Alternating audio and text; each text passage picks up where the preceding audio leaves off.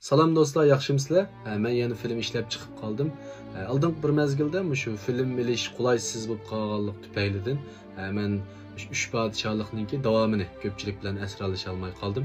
Bu jarayonda nurg'un do'stlar meni ayrimxonam uchun yo'llab ahvol so'ragan bo'ldi. Shu uch podshohlik to'g'risida nurg'un savollarni qo'ygan bo'ldi.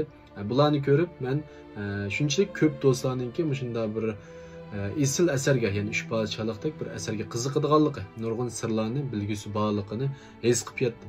Shunga bugundan boshlab men yana davomli shu uch podshohlikning davomini so'zlab ko'pchilik bilan o'rtoqlashmoqchi.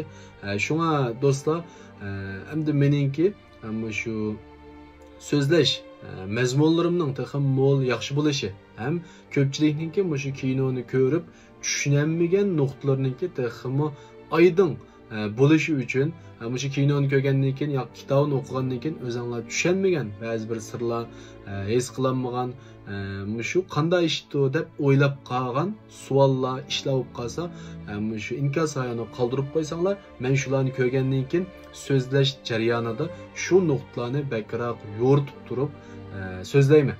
Shu orqali hammanglar bu kino, bu asar orqali texmi ko'p bilimlarga ega bo'lamiz. Undaq bo'lsa, men so'zlayotgan uch podshohlikning mazmunini davomli anglamoqchi bo'lib qolsanglar, yuraklaringlarni aymay bizib qo'yinglar, inkos hayoniga gullarni yo'llab qo'yinglar.